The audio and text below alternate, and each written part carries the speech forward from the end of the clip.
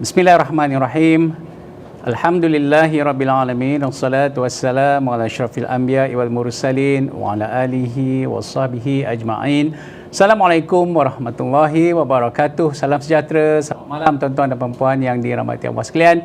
Alhamdulillah kita dapat bersiaran secara langsung pada malam ini. Malam ini malam yang istimewa. Saya kira kita masih lagi mempunyai waktu yang berbaki sehingga 12:05 tengah malam nanti untuk kita berdoa lah. Ini mustajab doa kerana para jemaah kita masih lagi berwukuf di Arafah. Jadi ambil kesempatan ni supaya Allah memberi kebaikan kepada kita semua, memberi kebaikan kepada negara kita, rakyat kita, harap dapat keluarkan kita daripada segala musibah, segala kesusahan. Kita akur ramai di antara kita yang masih lagi bergelut dengan kos sara hidup, dengan pendapatan yang kurang, keadaan ekonomi kita pun masih lagi kita sedang berusaha untuk kita bina bersama-sama.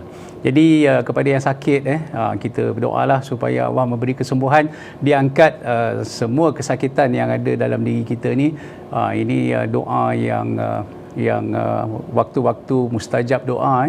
Semoga diijabahkan segala doa-doa kita semua. Baik, sambil-sambil kita sembang-sembang malam ni, teruskanlah berdoa kepada semua. Waktu ini waktu yang istimewa, 33 tahun daripada sekarang baru kita akan berjumpa satu lagi masa wukuf yang panjang. Masa saya pergi dulu, wukuf kita pendek je selepas daripada waktu asar hingga ke maghrib, sekejap je. Tapi tahun ini Allah bagi kita kesempatan menikmati waktu wukuf daripada pukul 5.30 waktu Malaysia petang tadi sehinggalah pada jam 12.05 insya-Allah. Jadi tuan-tuan dan puan-puan, bersama kita pada malam ini tetamu-tetamu istimewa, pemimpin-pemimpin anak muda yang kita tampilkan buat pertama kalinya. Kita gandingkan pemimpin-pemimpin yang datang daripada UMNO dan Barisan Nasional, dan kita gabungkan dengan pemimpin yang datang daripada parti DAP. Di sebelah kiri saya rasa tak payah kenalkan, ramai dah orang kenal. Ini Ahli Parlimen Bentong yang berhormat YB Yong Shafira Osman, ataupun lebih mesra dikenali sebagai Rara. Dan di sebelah Rara, YB Rara, ialah Datuk Imran Tamrin, Ketua Pemuda UMNO Selangor. Jadi alhamdulillah hari ini Allah bagi kita kesempatan untuk kita berganding. Ini satu perkara yang agak tabu lah bagi sesetengah orang UMNO, dan juga sebab kita puluhan tahun diasuh supaya saling membenci tapi akhirnya dari lawan dah jadi kawan. Kita pun dah banyak siri dengan kawan-kawan daripada PKR dan Amanah. Malam ini tiba giliran kita bersama dengan DAP. Baik, saya ucap selamat datang kepada YB dan juga kepada Datuk Imran, seorang peguam muda, pemimpin pelapis UMNO. Mudah-mudahan dia ada tempat lah nanti dalam dalam PRN Negeri Selangor nanti, insya-Allah. Kita doa keputusan nak letakkan calon ni di tangan Presiden dan di tangan Majlis Kerja Tertinggi. Jadi kita berdoa je lah, mudah-mudahan diijabahkan doa, lekatlah nama tu, mudah-mudahan, insya-Allah, mudah-mudahan menang. Tuan-tuan dan puan-puan, kita menerima berita terkini siang tadi, keputusan Mahkamah mengenai petisyen pilihan raya di Marang kita kalah. Tan Sri Tuan Guru Haji Hadi Awang masih mengekalkan kerusi tersebut. Tetapi berita gembira buat semua, di Kuala Terengganu kemenangan Ahli Parlimen Kuala Terengganu Dato' Amzad telah pun dibatalkan kerana ada unsur rasuah. Jadi maka leburlah rekod PAS selama ini yang mengatakan bahawa mereka tidak rasuah. Jadi sudah pun hancur rekod tersebut. Beliau didapati bersalah, petisyen itu telah pun diterima, dan saya tak tahu sama ada selepas ini ada peringkat rayuan ataupun tidak, tapi saya kira dah tak ada lagi. Jadi kekal dengan keputusan itu. Baik, tuan-tuan dan puan-puan, pada malam ini kita akan bercerita sikit, kita akan bincang tentang undi 18. Dulu kita yang ada ni, ada yang pro, ada yang cons tentang undi 18, dan akhirnya pilihan raya umum yang ke-15 menyaksikan eksperimen yang pertama, pengalaman pertama, pola pengundian yang dapat kita lihat buat pertama kali tentang undi 18 tahun. Baik, pada pemerhatian YB lah, sebab dia dululah dialah bunga ros ni di kiri kanan ni kan. Jadi pada pandangan YB lah, bagaimana YB melihat pola pengundian anak muda khususnya yang pertama kali mengundi 18 tahun ni? Bagaimana cara mereka mengundi? Okey. Terima kasih Dato' kerana sudi menjemput saya lah bersama pada malam ini. Pertama kali di bangunan UMNO ni dah berapa kali lah, tapi pertama kali forum di sini kita berbuat bicara melihat kepada persoalan tadi, pola pengundian anak muda undi 18 ni.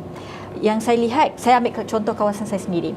Di kawasan saya sendiri, kalau di kawasan bandar, kita lihat undi anak muda itu memang lebihnya kepada saya, kepada Pakatan Harapan pada ketika itu, PRU15. Tetapi apabila kita pergi ke luar bandar, kawasan Felda, kawasan sedikit pendalaman dan sebagainya, kampung-kampung, undi itu lari pergi kepada Perikatan Nasional. dan itu sangat ketara. Dia bukan pergi kepada Barisan Nasional tetapi kepada Perikatan Nasional. Dan kalau kita lihat di mana-mana kawasan sekalipun dan pada PRU yang lepas, sebenarnya undi 18 ini memang membuka mata kita. Di mana anak muda undi 18 itu mereka memang kita lihat peratus besarnya pergi kepada Perikatan Nasional kerana sentimen-sentimen yang dimainkan sebelum ini dan juga pengaruh social media yang kita anggap pada ketika itu kita hanya fokus pada Facebook. Ini saya cakap dari segi Pakatan Harapan. Kita memang fokus pada Facebook, pada Twitter, tapi kita tak sedar di TikTok itu Perikatan Nasional dia dah kawal habis TikTok, dan di TikTok itulah anak-anak muda mengenali parti Perikatan. Tetapi kita kurang, dari Pakatan Harapan pada kita kurang beri perhatian pada TikTok. Sedangkan kita sedar pada ketika itu TikTok penting, tetapi masih lagi mereka-mereka yang sini-sini anggap tak memberi kesan. Dan akhirnya kita lihat ramai anak muda pada ketika itu mereka mengenali bendera Perikatan Nasional daripada TikTok. Malah mereka tak kenal Pakatan Harapan dan mereka pangkah hanya kerana sebab saya tengok TikTok. Ini cara nak pangkah bendera, ini cara nak pangkah peti undi.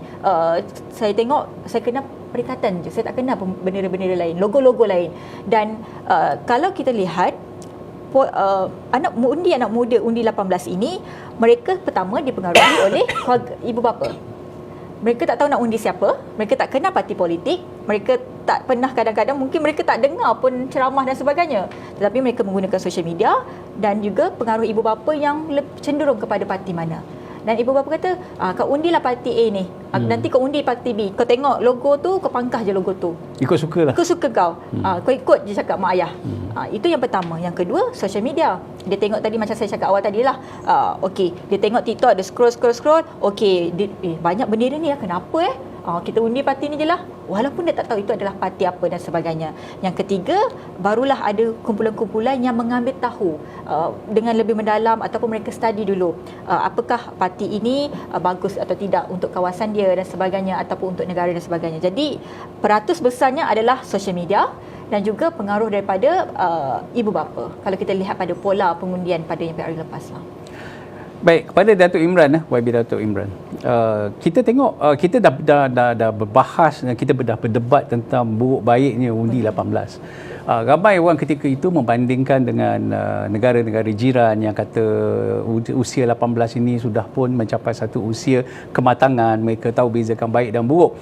Tetapi berdasarkan pengalaman Datuk lah yang turut berkempen dalam PRU ke-15, apa yang dapat Datuk katakan tentang pengundi-pengundi muda ni? Okey, terima kasih Datuk, terima kasih kerana menjemput untuk saya dan juga YB Rara sekali lagi membahaskan dan juga membincangkan pasal undi orang muda dan juga undi 18 secara khusus pada malam ini.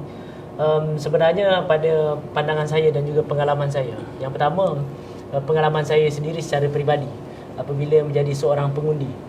Saya mula mengundi pada tahun 2008, pada ketika itu umur saya 22 tahun. Belum lagi ada undi 18. Dan pada PRU ke-14 yang lepas, ketika saya dicalonkan sebagai calon Barisan Nasional di Dun Sungai Panjang, pada ketika itu belum lagi ada enforcement ataupun pindaan terhadap umur undi 18. Masih lagi umur 21 tahun dan juga ke atas. Jadi apabila saya melihat kebetulan pada PRU yang ke-15 saya menjadi wakil calon kepada calon Barisan Nasional di Parlimen P093 Sungai Besar, iaitu yang bahagia Datuk Seri Jamal Yunus. Jadi pada ketika itu kita dapat lihat kesan pindaan undi 18 pada tahun 2018 yang lepas kepada pola pengundian yang sebenarnya pada PRU ke-15 tersebut. Sebelum ini berlaku PRN dan juga PRK post-COVID ataupun dalam tempoh COVID-19. Jadi pada ketika itu kita tak dapat lagi melihat secara jelas pola dan juga kesan pengundian mereka yang berumur 18 tahun. Tetapi PRU ke-15 ini kita dapat lihat bagaimana arah sokongan dan juga kematangan pengundi-pengundi baru khususnya yang berumur antara 18 ke 25 tahun yang pertama kali mengundi, dan juga undi automatik yang sebelum ini mereka tak pernah mengundi.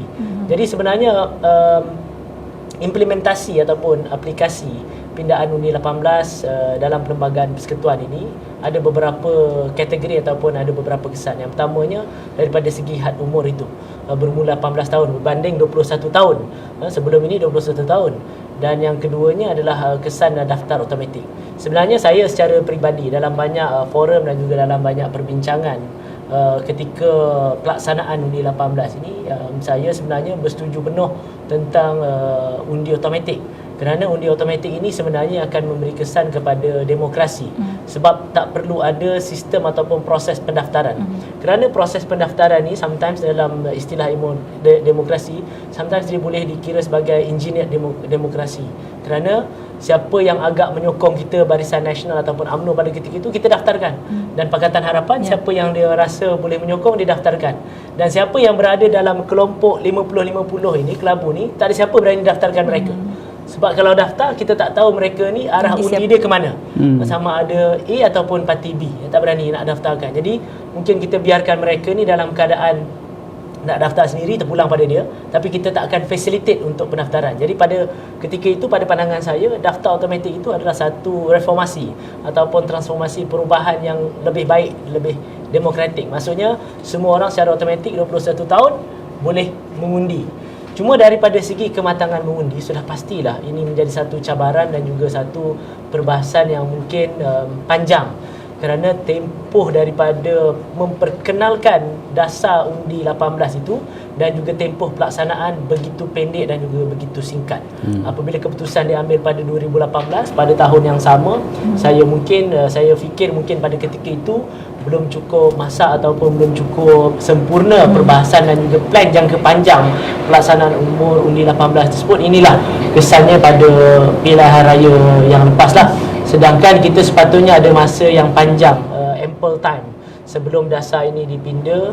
Kita sediakan ekosistem terlebih dahulu daripada segi pendidikan, daripada segi awareness mereka yang berumur 18. Dan kita lihat baliklah, kebetulan saya sebagai seorang peguam, kalau daripada segi umur kebertanggungjawaban dalam undang-undang ini pun, umur 18 hingga 21 tahun ni masih lagi dikira sebagai pesalah muda yang boleh lagi diberikan ruang leeway ataupun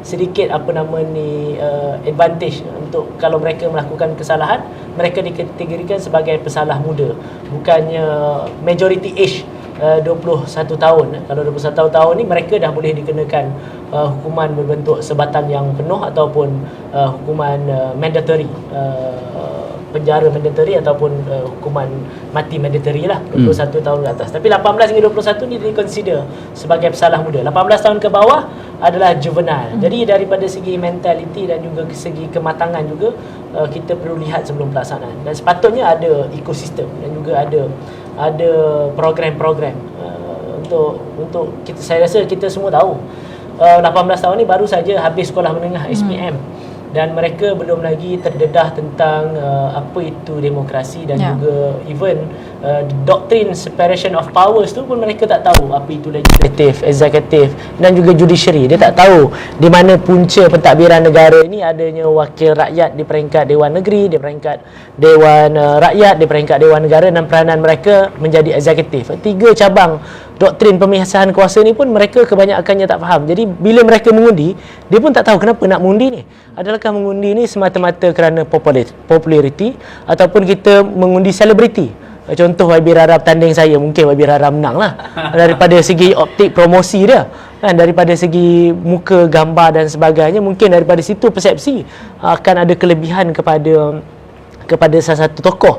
Jadi kita tak sempat nak bercerita tentang pentingnya memilih parti, pentingnya memilih individu dan juga sebagainya. Jadi masa tu sangat singkat dan apabila kita masuk PRU15 macam YB Rara bagi tahu tadi, gelombang TikTok, kita selama ni bergantung media sosial yang agak konvensional, Facebook, Instagram dan juga Twitter, tapi kita terpukul dengan gelombang TikTok itu untuk pengundi-pengundi baru yang muda. Dan mereka ni kebanyakan yang ada TikTok ni dia tak ada tengok Facebook sebab dia akaun Facebook pun tak ada.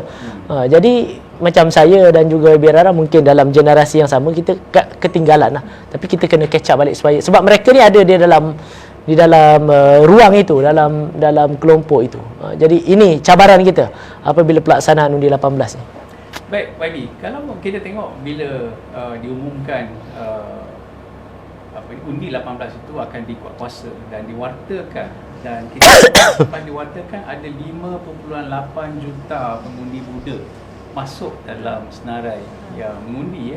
Jadi ada pihak yang mendakwa bahawa ini semua mungkin boleh dijadikan agenda oleh mana-mana pihak untuk memanipulasi bubble ini atau kelompok ini untuk kepentingan mereka mendapat kuasa. Okay.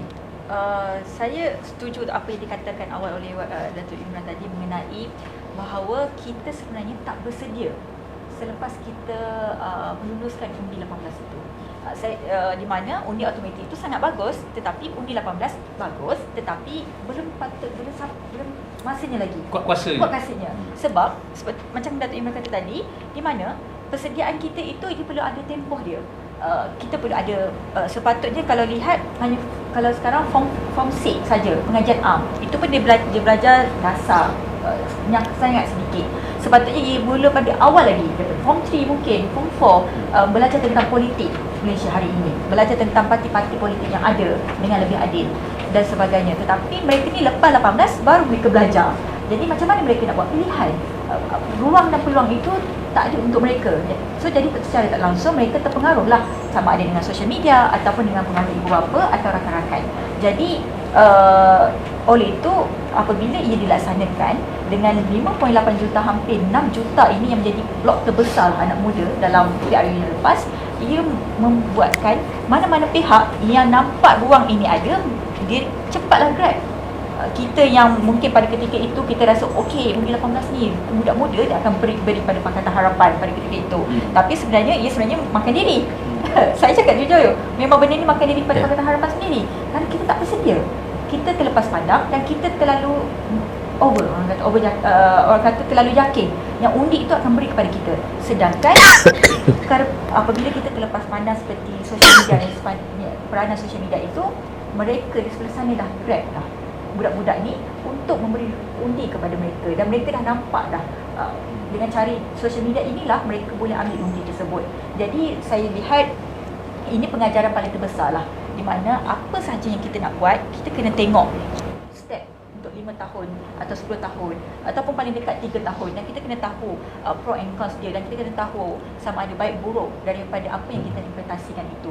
Which is undi 18 sangat bagus, tetapi dia perlu ada ruang untuk kita memberikan sesi pengajaran dunia politik ini kepada mereka. Macam Datuk kata tadi juga, mereka tak tahu pun peranan ahli majlis, mereka tak tahu pun peranan Dewan Negeri, mereka tak tahu pun peranan wakil rakyat. Jangan kita tanya undi 18, orang yang umur 40-50 pun kadang-kadang tak pernah dengar perkataan ahli majlis, tak tahu pun kalau longkang pecah dia patut cari ahli majlis. Jadi tak tahu pun kerajaan tempatan itu ada. Jadi benda-benda ini sebenarnya kita perlu bermula dari awal lagi. Bukan umur waktu STPM saja, tapi awal lagi kita kena mula untuk memahamikan mereka bahawa politik hari ini sangat penting untuk kita belajar, untuk kita beri pengajaran dan untuk kita luaskan lagi kepada anak-anak muda ini khususnya. Baik, kita berbicara tentang literasi politik dan kurangnya literasi politik pada PRU 15 membuatkan kita hampir-hampir tak boleh nak menubuhkan kerajaan pun. Ya, betul. Dan ini padahnya semua sekali, semua parti merasa. Tetapi untuk kita melaksanakan literasi politik ini, masing-masing tuding jari. Apakah ia fungsi akademi SPR, apakah ia peranan parti-parti politik, ataupun nak menyalahkan cikgu sekolah, kerana tak ada silibus, tak ada panduan. Mungkin mereka pun tak tahu apa beza sidang DUN dengan sidang parlimen, struktur Westminster yang diamalkan oleh negara pun mereka tak tahu. Apatah lagi bila dihadapkan dengan cerita-cerita pemimpin ini rasuah, pemimpin itu korup, pemimpin ini macam ini, pemimpin itu macam itu kan. Jadi kecelaruan ini membuatkan sebenarnya pada pandangan Datuk, apakah kita benar-benar bersedia ataupun kita hanya bereksperimen? Terus teranglah pada saya, Datuk, saya punya pandangan kita belum bersedia lagi pada ketika kita melaksanakan dasar tersebut. Ketika pelaksanaan dasar tu memang kita belum ada ekosistem dan juga sokongan yang lengkap daripada segi semua. Kita tak boleh salahkan sekolah, kita tak boleh salahkan akademi SPR, kita tak boleh salahkan fungsi-fungsi eksekutif yang lain. Sebab perkara ini dibuat di Dewan Rakyat, dibahaskan, dan usul ni dibawa oleh kerajaan pada ketika itu. Yang mana sudah pastilah pada ketika itu yang champion adalah sahabat kita yang berhormat saudara Syed Saddiq. Dia pun junior saya di UIA. Jadi saya ingat pada ketika itu mungkin ada perkara-perkara lain lah. Sebab mungkin benchmark yang dia buat tu tidak benchmark yang sebenar. Kerana saya tengok mungkin pada ketika itu dia melihat secara di luar negara dan sebagainya. Tapi di Malaysia ni Datuk, pengalaman kita di ground, pengalaman kita di ground, saya bermula di ground. Jadi di ground ni, di sekolah pun kawan-kawan kita ataupun adik-adik kita di sekolah ini, mereka pilih ketua pengawas itu dipilih oleh cikgu. Bukannya mereka pilih ketua pelajar sendiri di sekolah. Jadi mereka pun tak tahu apa itu demokrasi. Kita hanya belajar memilih kesatuan pelajar ataupun ni di tertiary education. Mungkin bila dah sambung diploma, degree dan sebagainya. Sekolah rendah, sekolah menengah, masih lagi cikgu yang melantik siapa jadi ketua pelajar ataupun ketua pengawas tersebut. Bukan datang daripada pelajar-pelajar. Jadi mereka pun tak tahu proses itu sendiri. Jadi pada ketika dia buat tu, kita tak pindah lagi ataupun kita tak tukar dasar pendidikan dan sebagainya. Jadi ini adalah gap yang kita ada. Sebab perkara ini kesilapan dia adalah improper planning lah. Maksudnya lack of planning ketika pelaksanaan dasar tersebut. Tapi apa pun perkara ini dah berlaku, kita kena buat damage control, dan kita ke hadapan ini perlu bergerak lebih proaktif dalam merencana dan juga memperkasa anak-anak muda, khususnya pelajar-pelajar di seawal usia 15 tahun tentang literasi politik. Jadi nak tak nak, ini dah jadi undang-undang, kita kena buat kerja ke hadapan ini supaya semua pihak, semua stakeholder, parti politik, pendidikan, kerajaan, SPR dan juga semua dalam masyarakat perlu memberikan penerangan yang betul. Cuma cabarannya pada hari ini adalah peranan ahli-ahli politik dan juga parti-parti politik. Kita tak nak pula semata-mata nak mendapatkan undi, first time voters ini macam-macam persepsi dilemparkan. Betul. Macam Datuk bagi tahu tadi, kita pun tak nak menunjukkan kepada first time voters ataupun mereka yang berusia baru habis remaja ni, zaman remaja dia, melihat profession politik ni sebagai profession yang sangat jijik ataupun kotor. Nanti mereka pun tak nak participate dan mereka tak nampak kepentingan untuk mereka terlibat dalam sistem demokrasi ni untuk mengundi. Dan sistem mengundi kita ni pula untuk golongan muda lah, untuk golongan hipster ataupun generasi sekarang ni, untuk mereka bangun pagi beratur di pusat-pusat mengundi. Kalau kawasan-kawasan yang agak padat, kena beratur menunggu lama, hari panas dan sebagainya, kadang-kadang benda ni akan meletihkan mereka dan mereka lihat kenapa perlu begini. Dan akhirnya apabila kita tak boleh menumbuhkan kerajaan dalam keadaan tak stabil dan sebagainya, mereka menyalahkan balik ahli politik dan juga kerajaan. Jadi mereka kena faham sistem tu dulu. Mereka kena faham Westminster system, mereka kena faham sistem first past the post. Nanti dia tak faham barisan nasional, popularity vote sekian-sekian, PH sekian-sekian, PN sekian-sekian. Tapi kenapa yang ni jadi kerajaan? Dia kena faham sistem tu. Dan kalau mereka dimanipulasi, nanti dia akan dimanipulasi bahawa majoriti rakyat Malaysia sebenarnya bersama parti ni, bukan parti yang bersama kerajaan. Based on popular votes. Based on popular vote, persepsi. Ini akan dirosakkan minda mereka kalau kita tak anticipate daripada awal, supaya mereka ada pemahaman ataupun basic knowledge yang awal sebelum mereka membuat keputusan-keputusan penting ni.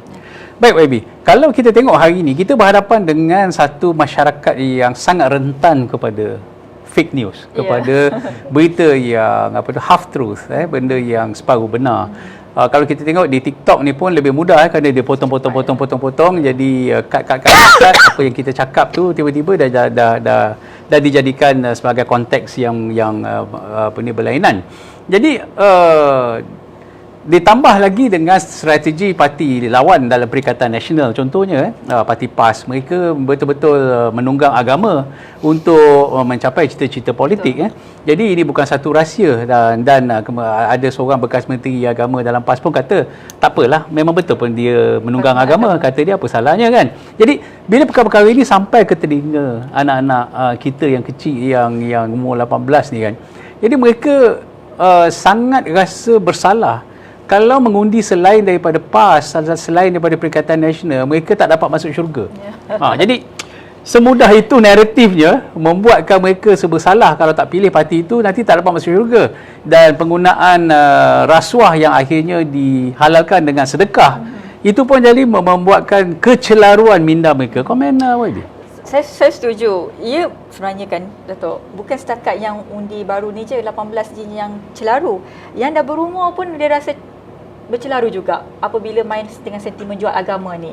Kadang-kadang bila kita tengok, dia ni bukannya orang muda pun, dah berumur dah ada pengalaman dah, tapi tetap percaya dengan sentimen agama tu. Oh, tak apalah, biarlah dia cakap apa pun, dia tok guru, biarlah dia buat apa pun, dia parti Islam, biarlah dia buat apa pun, dia parti agama. Macamlah kita ni tak ada agama kan. Jadi saya kira perkara-perkara sentimen seperti ini sangat bahaya dan sangat tidak bertanggungjawab, kerana kita sepatutnya main politik yang matang, politik yang berdasarkan kepada benda-benda fakta yang bagus, kepada apa cara kerja kita, apa yang kita bawa, prinsip sebagainya. Tetapi dengan cara politik yang jual agama dan sebagainya ini, ia secara tidak langsung memang membuatkan, khususnya anak-anak muda yang baru ini, yang baru nak berjinak dengan politik, baru nak belajar dan sebagainya, dan baru pertama kali mengundi, mereka akan rasa was-was. Dan lagi-lagi mereka pula mudah terpengaruh dengan faktor sosial media yang ada. Walaupun semuanya di hujung jari, tapi tetap malas juga untuk kita buka, baca berita. Kadang-kadang kita ni tengok news je, tapi kita tak tengok isi dalamnya sebenarnya apa. Dan saya sangat berharaplah anak-anak muda undi 18 ini, mereka boleh sedikit study lebih lah, mengambil tahu dan ada rasa tanggungjawab itu untuk menilai dengan lebih baik, menilai dari segi berita yang keluar ataupun menilai dari segi apa saja video-video yang mereka lihat. Jangan hanya lepas tengok je terus like, terus setuju, terus beri komen yang memberikan keseronokan kepada parti-parti tersebut. Contohnya seperti Perikatan Nasional. Dan sebab itu saya rasa politik matang sangat penting pada hari ini. Kita sebagai orang politik lama lah, saya baru 10 tahun, tak lama pun. Mungkin Datuk Im dah berapa lama? Daripada zaman student lama. 20 tahun. Tak sampai lah, 15 tahun macam tu. Nampak tua sangat kalau 20 tahun. Tapi mereka yang lagi lama, sepatutnya kita tunjukkan politik matang, politik yang lebih sihat kepada pengundi-pengundi baru ini. Dan saya harap kita sebagai orang-orang muda, pemimpin-pemimpin muda yang ada hari ini juga perlu tunjukkan peranan yang sangat penting juga, kerana kita juga sebagai ikon kepada mereka, sebagai mereka menilai kita juga sebagai orang politik muda ni, politik macam mana yang kita nak mainkan. Dan kita perlu juga ada rasa tanggungjawab itu untuk kita tonjolkan pada mereka. Dan saya harap yelah, anak muda, memang kita dulu pun memang mudah terpengaruh, tapi kita bila mudah terpengaruh pun akhirnya kita akan sedar di mana hala tuju dan sebagainya. Jadi saya harap dengan adanya baru ini, rakan muda yang telah diwujudkan semula, dikembalikan semula oleh kerajaan pada hari ini. Tadi saya sembang dengan YB Adam Adli, di mana dalam rakan muda ini ada 10 segmen, dan salah satunya segmen adalah rakan demokrasi. Ia sangat bagus untuk anak muda yang 15 ke 30 untuk belajar dengan lebih mendalam lagi apa itu demokrasi, apa itu politik dan sebagainya. Jadi ruang-ruang ini dah ada dah, macam yang kata Datuk tadilah, kita kena usahalah untuk mengajar mereka, untuk tunjukkan apa yang betul, apa yang salah, apa yang mereka harus lihat, apa yang harus mereka cari. Jadi peranan sebagai kerajaan pada hari ini, kita orang politik muda ni pun sangat penting untuk menunjukkan contoh yang baik kepada mereka yang muda-muda di luar sana. YB ada macam nak tambah lagi? Pada pandangan saya, ini adalah antara elemen penting dalam literasi politik. Contohnya macam Kementerian Belia dan Sukan sendiri, kementerian yang menjaga hal ehwal belia. Dan kita dalam Kementerian Belia dan Sukan ini, kita ada banyak komponen dan juga rakan strategik yang boleh sama-sama membantu daripada segi literasi politik. Dan pada zaman yang sama juga, saya minta maaf lah, sebab saya selain daripada orang politik, saya juga adalah penggerak belia. Dan pada ketika itu kita juga terlalu rigorous untuk menurunkan had umur belia daripada umur 40 ke umur 30 tahun. 10 tahun gap penurunan had umur itu tanpa juga ada proper planning dan juga proper transition. Dan kebetulan zaman Yang Berhormat YB Hanayuh dia memberikan ruang pelaksanaan had umur itu dilaksanakan selepas adanya program transisi. Kalau ikut pindaan telah pun pindah, cuma belum kuasa saja lagi. Jadi yalah, pertubuhan belia ni Datuk pun tahu, YB Rara pun tahu, kita ada banyak pertubuhan belia di negara kita Malaysia ini. Pertubuhan-pertubuhan belia yang besar, ABIM, Belia 4B, MYC dan sebagainya telah bertapak lama. Jadi untuk kita mencari feeder ataupun barisan kepimpinan yang berumur 30 tahun dan ke bawah ni tak mudah lah. Tak mudah. Apalagi kalau nak mereka ni masuk dalam pipeline kepimpinan politik juga tak mudah. Nak masuk dalam belia pun tak mudah untuk mereka ni berorganisasi. Jadi literasi dan juga kesedaran tu memang perlu penting, dan untuk mencapai matlamat tersebut memang kita kena ada proper transition planning dan juga support daripada segi ekosistem dan sebagainya. Barulah kita boleh menjayakan bahawa undi 18 ini bahawa pengundi-pengundi yang cukup matang dalam membuat pilihan. Bukanlah kita kata 18 dan juga 30 ni tak matang. Mereka telah berada di situ, cuma ia mudah dipengaruhi apabila mereka tak ada asas. Contohlah macam kita sebagai warga negara Malaysia, kita tak ada asas basic knowledge berkenaan dengan agama dan sebagainya, sudah pasti kita mudah dipengaruhi dengan dakyah-dakyah yang tertentu. Sampai ada hari ini kita dapat lihat sekali lagi 3R dimainkan, race, religion and royalty ini. Tanpa melihat kepada penerangan dan juga asas yang betul. Jangan sampai mereka tak boleh bezakan parti politik dengan akidah agama. Macam Datuk cakap tadi, kebetulan lah satu parti politik itu dia menggunakan nama agama. Jadi kita tak nak dia associated sampai rasa terikat dengan perkataan agama dalam parti itu sendiri. Jadi ini yang membelenggu kita lah daripada segi kesedaran dan juga kefahaman. Baik, daripada kajian yang dijalankan, kita lihat Perikatan Nasional mereka agak lebih progresif dalam menggunakan social media. Dan ini bukan saja telah menumbangkan Barisan Nasional, malah memberi kesan yang besar kepada Pakatan Harapan. Kalau kita tengok masyarakat hari ini, khususnya anak muda, mereka tak peduli lagi tentang patriotism, mereka tidak peduli lagi tentang jasa-jasa apa yang diterima oleh mak ayah mereka. Mereka hanya memikirkan apa yang mereka dapat. Jadi pada pandangan YB lah, apa yang kerajaan perpaduan perlu lakukan pada ketika saya masih lagi belum melihat sesuatu yang agresif dilakukan oleh kerajaan perpaduan sejak kerajaan ini terbentuk. Mungkin kerana terlalu sibuk dengan urusan pentadbiran dan sebagainya. Saya lihat anak muda masih lagi menyanjungi Perikatan Nasional. Apakah kenyataan ini betul ataupun ada yang nak disanggah? Saya agak setuju sikit. Ya, memang ada sikit kelemahan lah kita daripada situ. Sejujurnya, kita kena jujur dan kita tak boleh nak shock sendiri pun. Sebab benda ni realiti, dan yang kita perlu hadapi realiti ini supaya kita sedar apa yang sedang kita buat, apa yang kita target kita dan apa yang kita perlu lakukan. Kerana kita sedang menuju pilihan raya negeri. 6 buah negeri kita sedang akan hadapi pilihan raya, dan ramai anak-anak muda sedang melihat keadaan kita pada ketika ini sebagai sebuah kerajaan. Sebab itu saya berharap di bawah kerajaan perpaduan pada ketika ini, kebersamaan itu adalah sangat penting kerana mereka akan menilai kita. Gerak kerja kita turun bersama, berkempen, membuat kerja dan pelbagai lagi. Dan betul lah, kadang-kadang kita tengok kalau daripada public lah, kalau kita tengok social media, dia orang kata tak nampak apa kerajaan buat, tak nampak ada perubahan. Tapi dalam tempoh 6 bulan ni saya percaya ada. Cuma benda itu mungkin tidak sampai ataupun info tu tidak terima dengan sepenuhnya. Contohnya kalau kita lihat semalam telah dikreditkan e-belia sebanyak RM200 kepada belia yang selama ini memang dinanti-nantikan lah, ditanya-tanya lama oleh tunggu kita. tu. Lama tunggu akhirnya. Tapi tak adalah sampai 6 bulan. Dalam kita bentang bajet pun yang bajet baru bulan Mac, pada bulan Februari Mac. Jadi sebabnya ada orang kata sampai 6 bulan lebih, jadi tak patutlah statement-statement seperti itu keluar kan. Jadi saya kira ini salah satunya. Kemudian seperti yang saya kata tadi lah, rakan muda, di mana ada dia dah dijenamakan semula untuk kita nak menarik anak-anak muda di luar sana. Dan semestinya saya lihat kerajaan pada hari ini dah tahu dah mana anak muda ni pergi. dah tahu dah apa anak muda nak. Saya kira daripada dulu lagi anak muda nak peluang pekerjaan yang baik, nak tangga gaji yang bagus, nak isu perumahan diselesaikan, isu pendidikan dan sebagainya. Ini daripada dulu-dulu lagi. Jadi peranan kerajaan hari ini perlu tahulah cara untuk menyelesaikannya. Dan semestinya kita kena fokus dalam social media. Ini semua orang perlu main peranan yang sangat penting lah.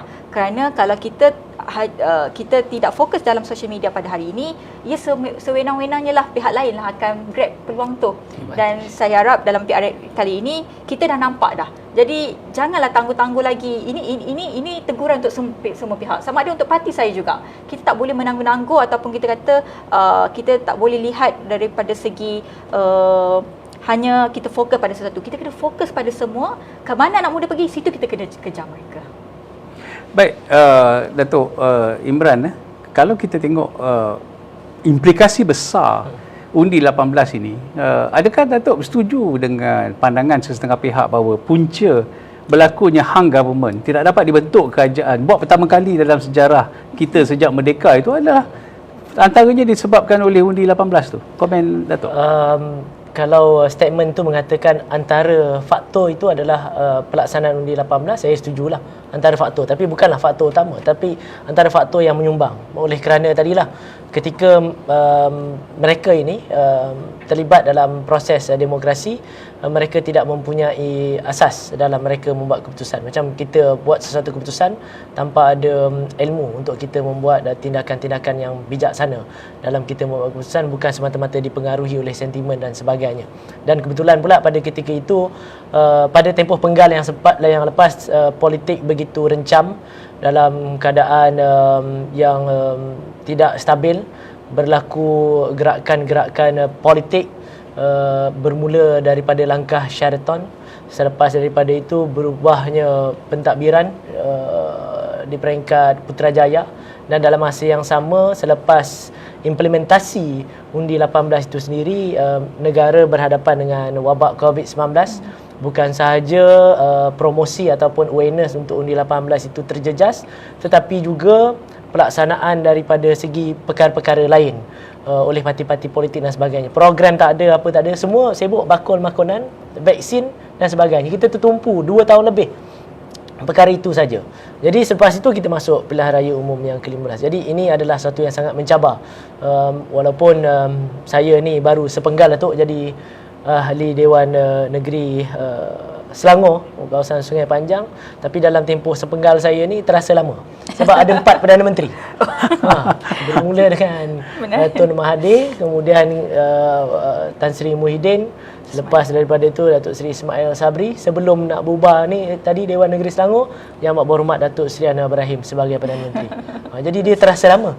Orang lain jadi wakil rakyat mungkin sepenggal tu ada 1 je Perdana Menteri ataupun 2-3 penggal 1 Perdana Menteri.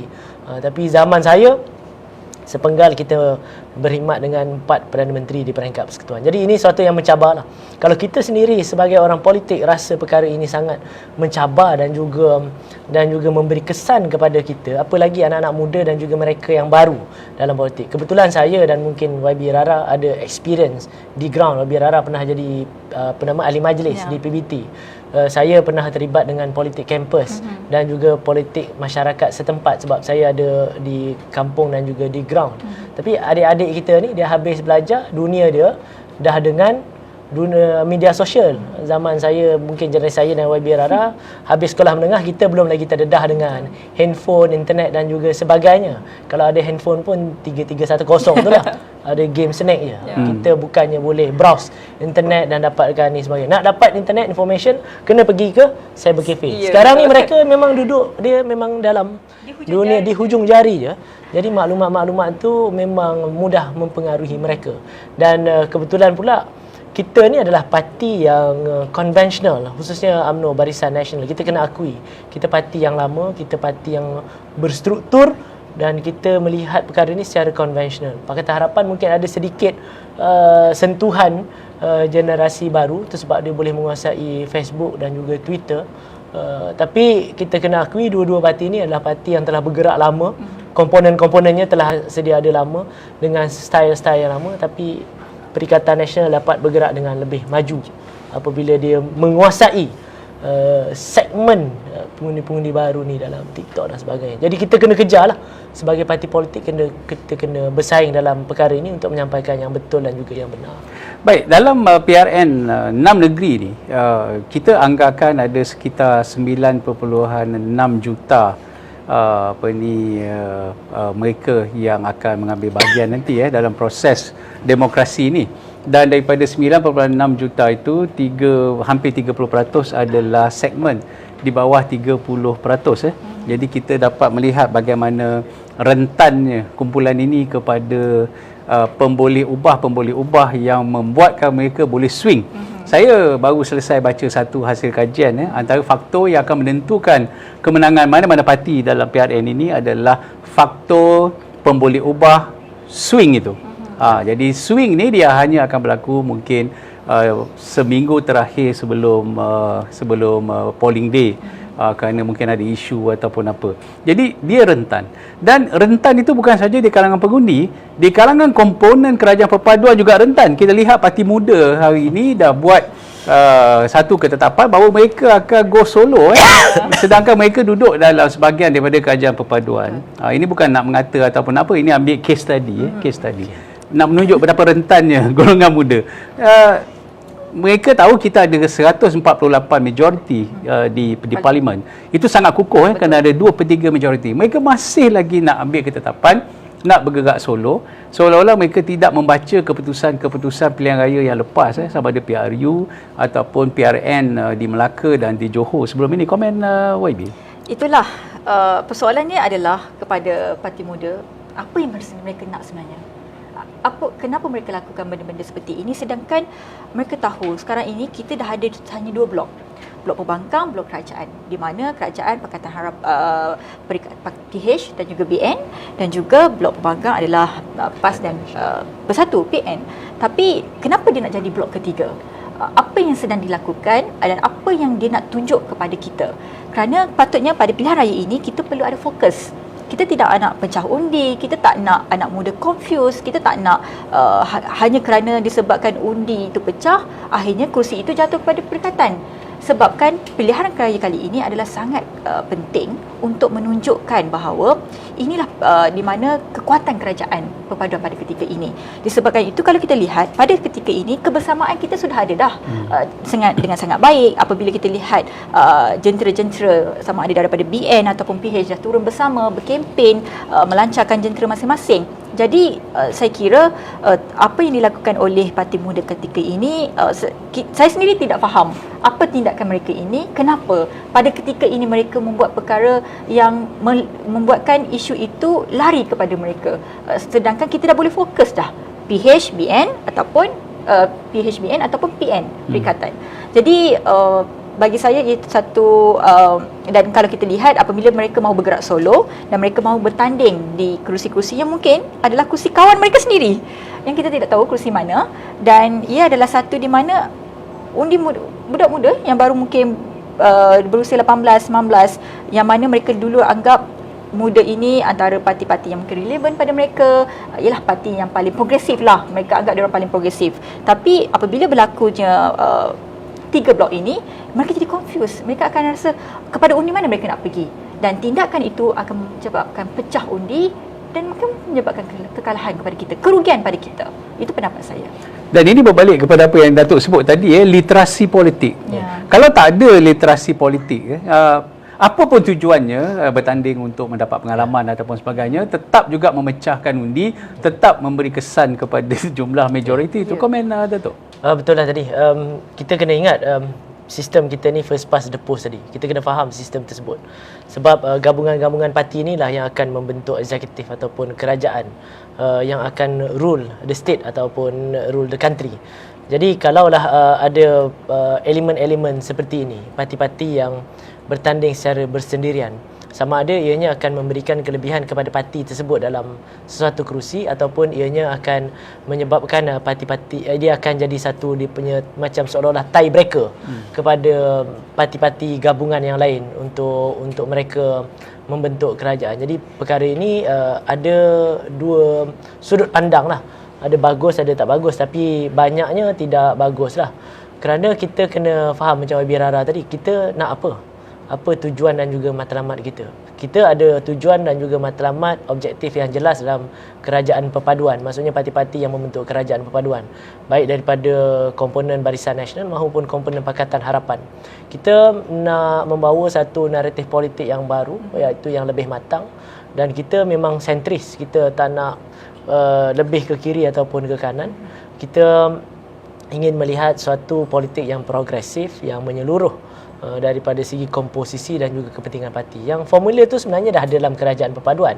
Jadi pada saya tindakan sahabat kita daripada muda ni mungkin dia ada agenda yang tersendirilah. Bukan melihat kepada agenda besar ataupun agenda negara, kepentingan rakyat. Dia lebih kepada kepentingan jenama parti itu sendiri. Jadi ini yang akan menjejaskan perjalanan dan juga pemahaman anak muda. Kebetulan pula singkatan parti itu muda. Jadi kebetulan daripada segi optiknya dilihat macam tu, dan kepimpinannya pun memang ramai di kalangan orang muda. Seolah-olah dalam parti kerajaan perpaduan ni, gabungan yang ada kat dalam tu BN dan juga PH ni tak ada orang muda. Sedangkan kita Barisan Nasional, kita ada di setiap komponen ada youth wing. Di peringkat Pakatan Harapan semua juga setiap komponen ada youth wing yang membawa agenda dan juga aspirasi orang muda. Which is kita boleh bergabung dan membentuk satu force yang lebih kuat berbanding dia bergerak seorang-seorang. Dan akhirnya dia nak jadi apa? Apa yang dia nak capai? Adakah dengan muda bertanding solo, dia boleh membentuk kerajaan di negeri-negeri, nak menubuhkan kerajaan daripada parti muda, ataupun nak membawa suara anak muda semata-mata, tidak mengikut blok yang ada. Kalau tak, kita sekali lagi, kalau semua pecah balik macam ni dalam kerajaan perpaduan, BN go solo, PH go solo, PN go solo, ada lagi muda ataupun komponen pula, contoh di dalam Barisan Nasional MCA, MIC nak go solo, PH pula pun pecah, PKR pergi sendiri, DAP pergi sendiri. Saya ingat politik Malaysia ni takkan jadi apa-apa lah, dan ini akan lebih merosakkan dan juga tidak akan membawa kepada satu kestabilan dan juga satu keyakinan dalam konsep kita bernegara dan juga mentadbir urus negara. Dan kita kena lihat perkara yang lebih besar. Kalau muda membawa suara orang muda, kita duduk dalam satu pasukan untuk kita yakinkan rakyat di luar sana. Kita tak naklah ada perkara-perkara seperti ini berlaku hujung-hujung nak pilihan raya negeri. Ini betul lah, dalam pilihan raya negeri ini adalah medan pertempuran pertama, testing ground untuk kerjasama kerajaan perpaduan. Tapi jangan buat another testing ground. Another percubaan yang lain, eksperimen yang lain. Eksperimen baru. Ini ada fokus tu. Kita kena fokus sekarang ni. Ini bukan masa bereksperimen. Minta maaf saya cakap, eksperimen yang beliau dah lakukan sebelum ni dah cukup dah. Satu eksperimen undi 18 pada saya tak memberikan kesan yang cukup positif. Yang kedua, eksperimen umur had belia turun pada 30 tahun. Jangan sekali lagi untuk ni dia bereksperimen lagi untuk buat ni. Boleh tak go solo? Boleh tak? Muda go solo. Ini saya ingat ada perkara-perkara yang kita perlu perhalusi bersama. Baik, kalau kita tengok PMX ni, Perdana Menteri yang ke-10 kita, Datuk Seri Anwar Ibrahim Yang Berhormat sendiri telah memberi satu fokus yang besar kepada golongan muda, sehingga kan satu program Temu Anwar itu diwujudkan. Yang Berhormat pergi ke universiti, berjumpa dengan mahasiswa, berdialog. Ini perkara yang jarang-jarang berlaku yang dilakukan oleh Perdana Menteri sebelum ini. Jadi dengan perhatian khusus Yang Berhormat Perdana Menteri ini, apakah dia mampu memberi satu dividen politik kepada kerajaan perpaduan pada pendapat YB? Okey, baik. Kalau kita tengok dari jelajah-jelajah PMX kita, dari satu negeri ke satu negeri, berjumpa dengan segenap masyarakat dan terutamanya fokus pada anak-anak muda di universiti-universiti, dan kita lihat feedback itu sangat bagus, di mana anak-anak muda yang turun ke universiti tersebut semuanya excited, teruja dengan kehadiran PMX di kawasan mereka, di universiti mereka. Apabila ada sesi dialog lagi, mereka boleh bersoal jawab, ini soalan boleh bertanya sebagainya. Ini menunjukkan bahawa keterbukaan Perdana Menteri itu sendiri dan keterbukaan kerajaan perpaduan yang ada hari ini. Dan saya harap dari apa yang Perdana Menteri kita dah buat, Yang Amat Berhormat Datuk Seri Anwar Ibrahim dah buat, ia akan memberi kesan kepada anak muda itu untuk membuat keputusan yang baik, iaitu mengekalkan memastikan pilihan itu kepada Kerajaan Perpaduan hari ini. Kalau di mana Selangor, kita kekalkan Selangor. Negeri Sembilan, kita kekalkan Negeri Sembilan. Dan di Penang, kita kekalkan Negeri Sembilan, Pulau Pinang, dan di negeri Kelantan dan Kedah kita tukar pergi kepada Kerajaan Perpaduan pada hari ini. Kerana kalau kita lihat, kalau kita yakin dengan Kerajaan Perpaduan pada hari ini, maka kita perlu yakin juga untuk negeri-negeri yang akan bertanding pada PRN akan datang. Sebabnya ini sangat penting. Indikator pada PRN kali ini adalah sangat penting untuk kita tengok kemenangan Pakatan Kerajaan Perpaduan, minta maaf lah, masih lagi. Dah biasa. Yelah, biasa kan. Kemenangan Kerajaan Perpaduan itu sangat penting untuk kita tunjukkan di mana kekuatan Perdana Menteri itu ada dan kekuatan kabinet, menteri-menteri kabinet serta Kerajaan Perpaduan pada hari ini. Baik, pengalaman YB sendiri lah kalau kita nak berterus terang kat sini seorang Melayu ia masuk ke dalam DAP dan YB dilihat berjaya menarik ramai orang-orang Melayu khususnya generasi muda untuk duduk bersama dalam DAP. Ini satu cabaran yang saya rasa UMNO Barisan Nasional belum tentu boleh lakukan dengan begitu mudah. Apa agaknya rahsia YB yang boleh menarik golongan-golongan ini supaya masuk bersama dari segi pengalaman? Okey, kalau nak kira ramai Melayu dalam DAP, tak ramai manalah Dato'. Tak ramai. Tak ramai pun. Tetapi DAP ini kita mempunyai penyokong yang bagus, penyokong yang baik. Di mana mereka memberikan sokongan apabila melihat cara kerja kita, cara kita berkhidmat, cara kita bersama dengan masyarakat. Mungkin dari situ mereka menilai kita. Dan untuk kita mendapatkan perhatian, sokongan daripada mereka ini untuk bersama dengan kita, untuk percaya kita dengan DAP ini, bukan mudah pun, betul. Ia perlukan dengan orang kata perlu kerja kuat.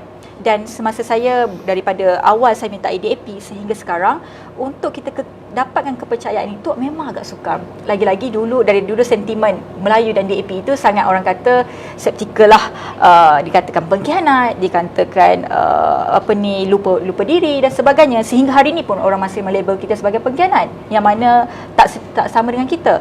Jadi bagi saya adalah gerak kerja yang kita tonjolkan itu.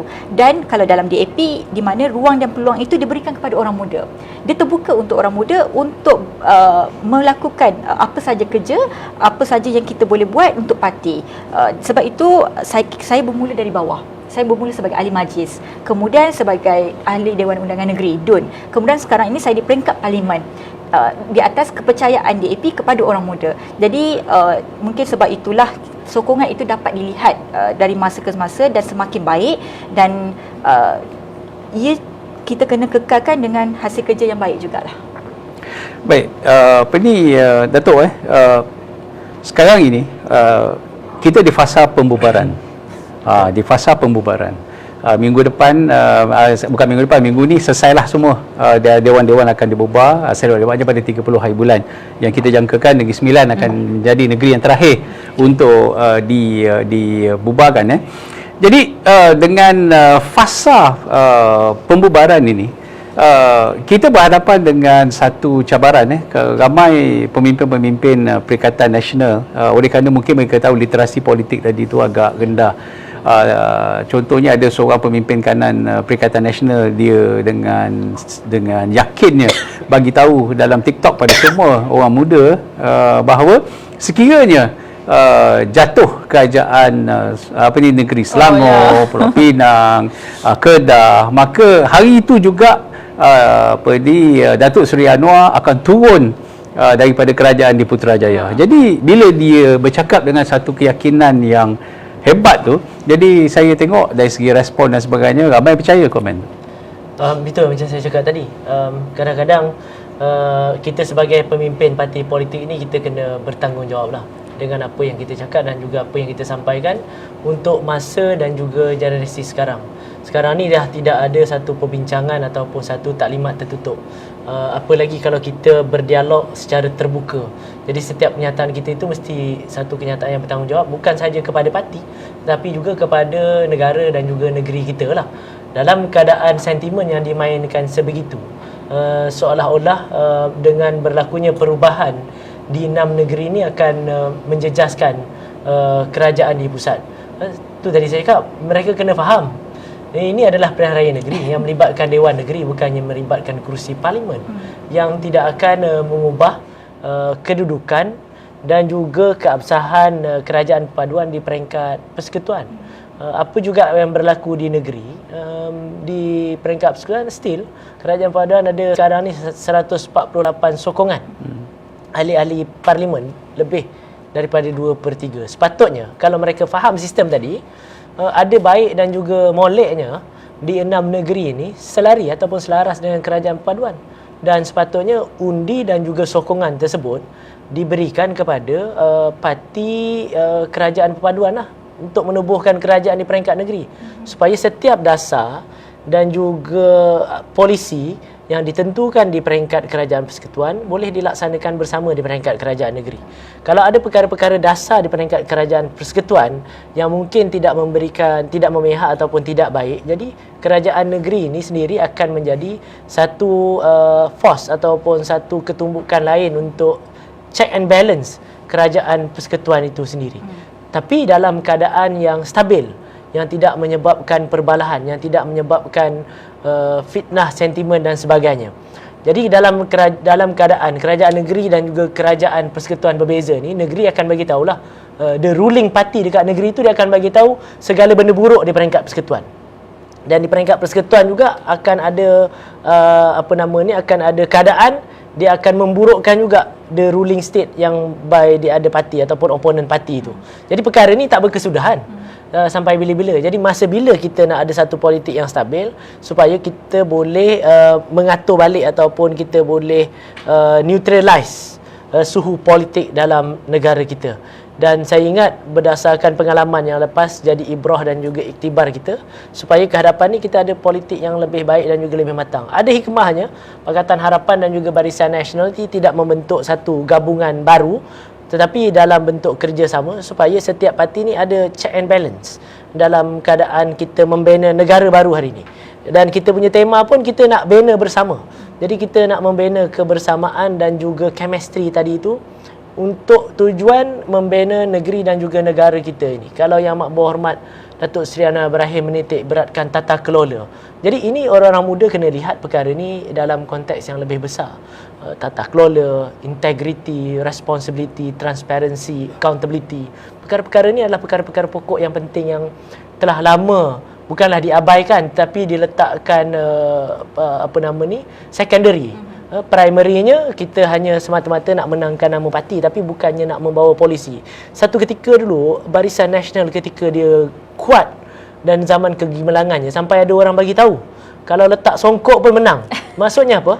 Maksudnya mereka hanya semata-mata melihat kepada branding parti dan tidak melihat kepada pelaksanaan individu dan siapa yang membawa parti itu. Hari ini rakyat dan juga anak-anak muda dia dah berfikiran terbuka, dia dah ada pengetahuan, dia dah ada daripada segi pembacaan dan sebagainya. Jadi perkara-perkara ni yang kita nak mematangkan, bukan kita nak ambil kesempatan dalam politik yang rencam ni menyempitkan lagi pemikiran orang. Kita kena buka satu lembaran dan juga dimensi politik yang baru. Ini pandangan saya lah mungkin sebagai pemimpin baru dalam politik generasi yang baru yang ada peluang dan juga ruang untuk berada di platform utama sebagai ahli Dewan Negeri ataupun sebagai ahli parlimen macam YB Rara. Saya sendiri secara peribadi dalam tempoh saya menjadi wakil rakyat ini, baru saya tahu sebagai wakil rakyat ni sebenarnya untuk pengetahuan anak-anak muda di luar tu, kita sebenarnya ada dua tanggungjawab. Tanggungjawab yang pertama adalah tanggungjawab kita sebagai legislator ataupun sebagai penggubal dasar baik di negeri maupun di peringkat parlimen. Kita kena berbahas dan juga kita mesti boleh berupaya untuk bercakap soal polisi, dasar, tata kelola, governance dan sebagainya berkenaan dengan pindaan akta dan juga enactment. Kebetulan YB Rara dia ada pengalaman sebagai ahli majlis bermula di peringkat kerajaan tempatan. Saya pula kebetulan sebelum ni sebagai seorang peguam dan juga mahasiswa undang-undang yang kita adalah juga basic knowledge walaupun tak secara praktikal. Dah jadi wakil rakyat baru kita praktis sebagai legislator. Dan tanggungjawab kedua adalah sebagai wakil rakyat, bagaimana kita nak memberikan perkhidmatan yang terbaik ataupun perkhidmatan yang tepat kepada rakyat dan juga masyarakat. Dan juga nak memberikan gambaran bahawa tugas wakil rakyat ini bukan semata-mata tugas lapangan macam YB Rara tadi dah longkang apa semua ni, sepatutnya dia lebih mikro. PBT ada, ketua kampung ada, dan peringkat-peringkat dan perkara-perkara yang melibatkan peringkat negeri. Kadang-kadang orang tak tahu Perlembagaan Persekutuan ni ada federal list dengan state list. Dia tak tahu ahli parlimen punya job scope sebagai legislator ini tadi, penggubal dasar di peringkat parlimen ini melibatkan federal list yang melibatkan akta-akta di parlimen dan juga perkara-perkara yang di peringkat parlimen. Dan kita di peringkat negeri adalah state list, dasar berkaitan dengan tanah dan sebagainya. Kita lah enactment itu ada kita lah, dan dasar melibatkan keselamatan. Walaupun negeri boleh berbahas dan juga boleh memberikan tandangan, tapi dia punya governance dia adalah di peringkat state, di peringkat keselamatan di seluruh Malaysia ni. Jadi kalau kat peringkat negeri kita nak berbahas soal persepadanan negara, which is terlampau besar lah untuk dibahaskan di negeri. Tapi di negeri berkenaan dengan syarat guna tanah, tanah rizab Melayu dan sebagainya, ini memang di peringkat negeri. Jadi pemahaman ni kena ada. Dan perkhidmatan kita di kawasan pun kena ada. Orang kena faham. Orang tak boleh jumpa wakil rakyat ni, melihat wakil rakyat ni sebagai apa, Santa Claus lah orang cakap. Nak apa jumpa wakil rakyat, semua boleh selesai. Dan bukan zaman dan juga keadaannya. Satu ketika dulu mungkin orang melihat wakil rakyat ni control the administrations, but now sekarang ni mereka yang ada dalam pegawai tinggi kerajaan pun dah tahu dah setakat mana kuasa wakil rakyat ni sebagai ahli legislatif, melainkan dia jadi eksekutif. Dia jadi menteri, timbalan menteri, itu soal lain. Tapi kalau dia jadi hanya backbenchers, jadi ahli parlimen biasa ataupun aduan biasa, bukan exco, dia ada limitation. Dia tak boleh nak dictate pentadbir. Even orang boleh jumpa wakil rakyat, nak arah supaya wakil rakyat say something ataupun dictate something kepada pegawai daerah dan sebagainya, which is benda ni tak boleh kita lakukan. Dan pemahaman ni mesti berlaku daripada awal, daripada orang awam kena tahu skop wakil rakyat itu sendiri. Baik YB, saya nak minta YB menggulung sesi malam ni dengan mengambil iktibar perkara yang sedang berlaku, yang sedang dimomokkan. Seolah-olah kalau hari ini kita, rakyat Malaysia ni tak undi satu parti ni, maka boleh batal lah iman kita ni kan. Tiket syurga pun takkan dapat. Jadi itu saja yang dimainkan daripada puluhan tahun parti ni ditubuhkan, daripada tahun 1951 sampai sekarang.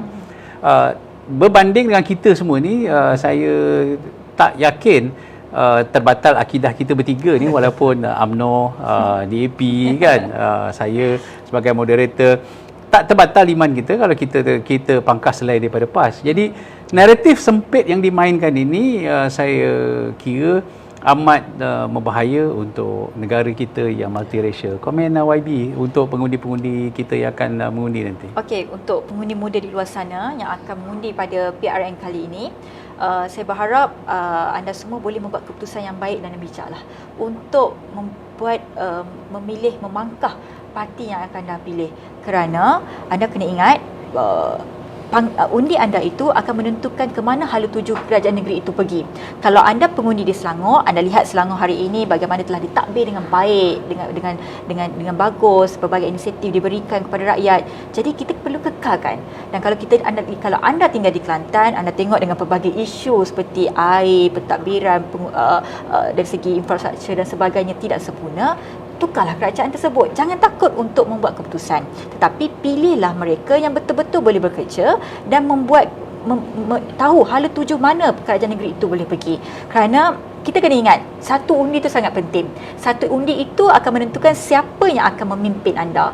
Jadi buatlah keputusan yang baik, pilihlah parti yang selayaknya. Jangan kerana anda takut tak masuk syurga, takut pergi neraka, itu kita perlu tolak. Itu adalah politik yang sangat kotor, sentimen yang sangat jahat dimainkan oleh setengah parti, memainkan politik dan agama.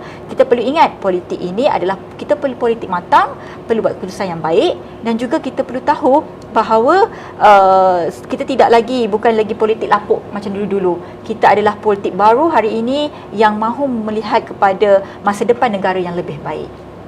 Baik, tuan-tuan dan puan-puan, pilihan raya negeri seperti mana yang Datuk Imran sebut, YB Rara sebut, ini bukan soal jatuh bangunnya kerajaan pusat. Ini hanyalah memilih satu kerajaan yang akan membentuk kerajaan di peringkat negeri masing-masing. Jadi apa pun yang berlaku kepada 6 negeri ini, dia tak akan mengubah apa yang berlaku di peringkat pusat. Dan yang paling penting sekali ialah peranan yang dimainkan oleh semua. Kita ini memilih pemimpin demi maslahah negara, cara kita bernegara. Jadi bernegara ni, Islam itu penting, ya, memang betul. Kita memelihara Islam tak tercabar pun. Islam sentiasa dipelihara. 4 perkara yang menjadi tonggak Islam, hak istimewa orang Melayu, bahasa Melayu, raja-raja Melayu itu sentiasa dipelihara. Tetapi pemilihan ini, pilihan raya ini adalah untuk memilih pemimpin untuk mentadbir sebuah negeri. Ya, ada 6 negeri yang belum ada pilihan raya. Jadi kita perlu pentadbir. Jadi jangan kita mencampur adukkan, kononnya nak menjatuhkan Kelantan, Terengganu, ini kita ni menjadi musuh Allah. Jadi pada saya, walaupun Syekh tu dah minta maaf, tapi sangat mengguris hati kami, kerana kita pun mengucap kalimah yang sama, dan kita solat pun menghadapkan kepada kiblat yang satu, yang sama. Jadi nak membatalkan iman seseorang dan nak mengisytiharkan perang ini, kita ni adalah musuh Allah, pada saya keterlaluan lah. Pada saya too much. Jadi ini nak pilih orang nama takbir yang nak bantu buat bus stand yang puluhan tahun bus stand tak siap tu. Air bersih yang janji 33 tahun tak selesai, nak janji lagi 30 tahun untuk selesaikan. Pada saya, jangan ambil excuse dan kesianlah pada mak ayah kita. Mungkin tuan-tuan dan puan-puan yang datang bekerja cari makan di Lembah Kelang, kita dapat air bersih, suasana selesa, tapi mak ayah kita yang tinggal di kampung susah kalau tak ada air dan sebagainya. Jadi tunjukkan kasih sayang kepada ibu ayah kita yang ada di kampung, di Kedah, Kelantan, Terengganu tu, dengan kalih lah. Kalau di Kedah, kalih bagi sama. Jadi kalau di Kelantan pun saya tak erti nak cakap Kelantan atau cakap Terengganu. Jadi bagi samalah dengan apa yang ada di pusat. Sekian dulu daripada kami yang berlangsung daripada studio penerangan dan disiarkan oleh media perpaduan di bawah kerajaan perpaduan pada yang diwujudkan pada hari ini. Kita ucap terima kasih kepada YB Rara, kita ucap terima kasih kepada Datuk Imran. Kita doakan supaya ada seat untuk dia. Ini pemimpin muda ni, kita nak tunjukkan orang muda. Support Datuk Imran. Yang dah lama-lama macam saya ni, kau buatlah kerja lain, carilah benda lain nak buat. Kita bantu anak-anak muda, pemimpin muda kita untuk kita latih dan mentadbir negara kita. Sekian, wabillahi taufiq wal hidayah. Assalamualaikum warahmatullahi wabarakatuh. Salam sejahtera dan selamat malam. Kita akan bersama dengan Datuk Lokman, dan sekiranya dapat kita akan juga live bersama dengan YB Fahmi Fadil sebentar lagi. Datuk Lokman dia tenggo dengan YB Fahmi. Siaplah korang ni habis je ni, dia orang akan ganti tempat kita. Assalamualaikum warahmatullahi wabarakatuh. Waalaikumsalam.